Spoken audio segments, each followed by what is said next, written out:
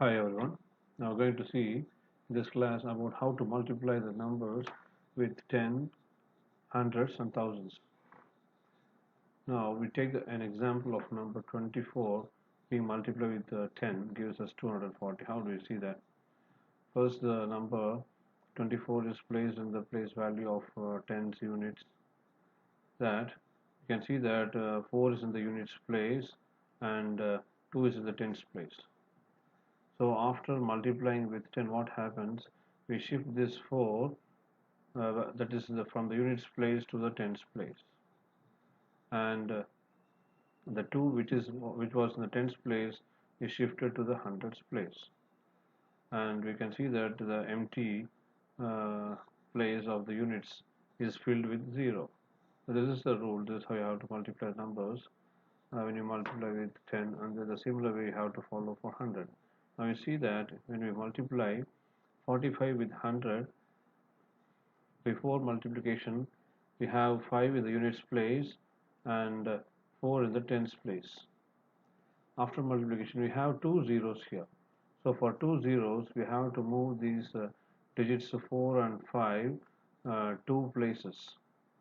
That is 5 will be moved to the hundreds place and 4 should be moved to the thousands place. So we have to fill up with two zeros. You can see that we have to fill up with two zeros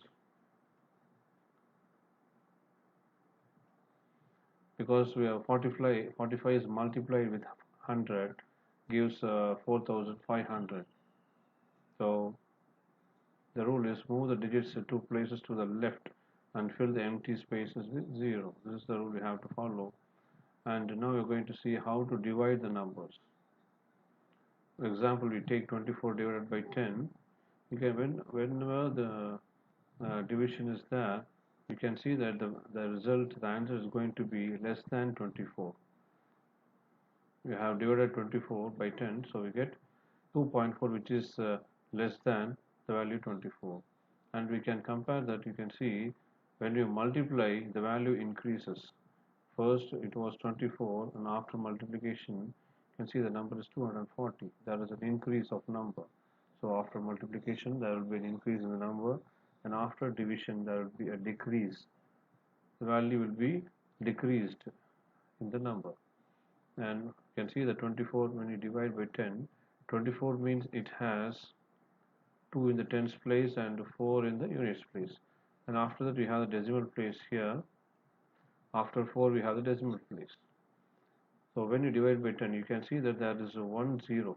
So for 1 0, you have to move the decimal point towards left, or else we can say that we move the units place to the tens place. That is a fractional part. So 4 is moved from units place to tens place, and 2 is moved from tens place to units place. So we are moving towards right. So before multiplication, we moved towards left.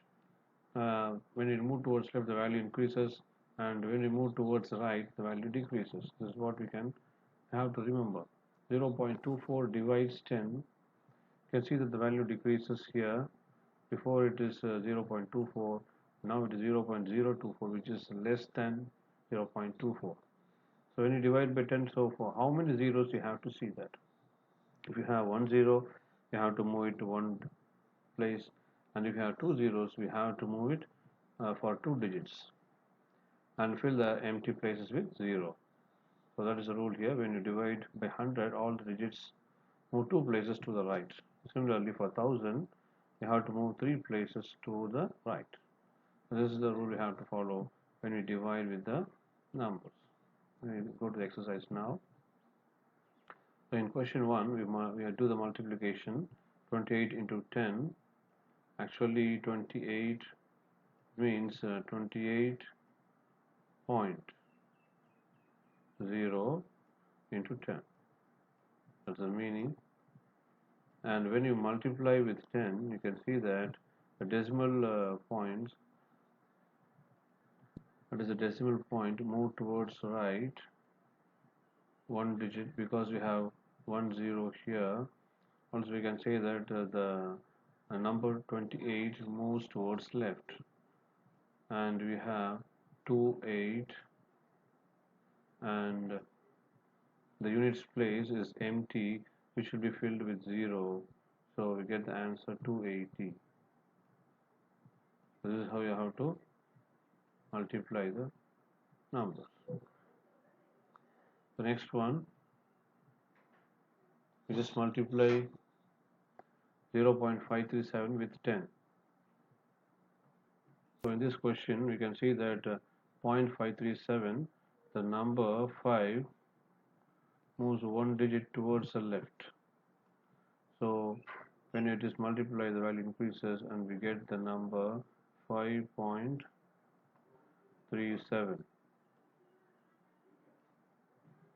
Similarly, when we multiply by 100, here when it is multiplied by 100 we have two zeros, so we can see that the 7 is in the units place, is moved towards the hundreds place. This is the hundreds place, and this is the tens place, and the units place is left empty, and we put 0 here, and the empty place should be filled with 0. So finally the answer is 710. Similarly, for 11.5 multiplied by 1000, since we are multiplying 11.5 with 1000, we have 3 zeros, so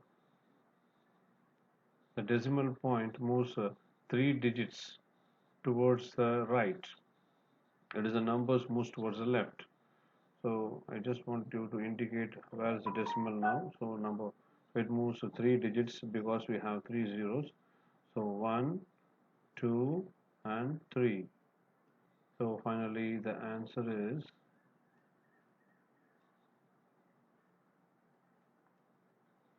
11,500.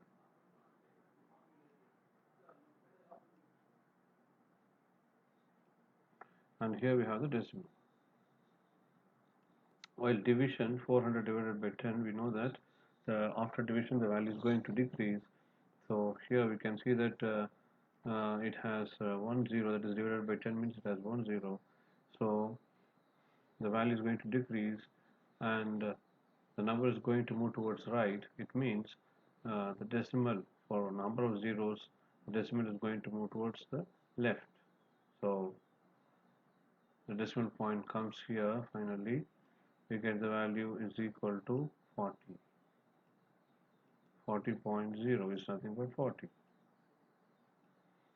And similarly you can see that 14.73 when divided by 10, the decimal point moves towards left, and the answer is 1.473.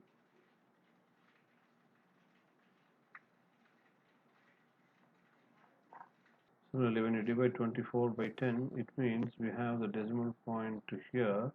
It is 24.0 actually. So when we divide by 10, the decimal value moves one digit because we have number of zeros is 1. So the decimal value moves from right to left. The answer is 2.4.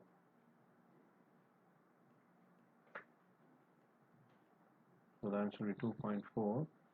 And when 850 is divided by 1000, we know that 850 means it has a decimal point after 0. So for 3 zeros, the decimal point moves 3 digits towards the left. So 1, 2 and 3. And we can see that the decimal, the final answer is 0.850.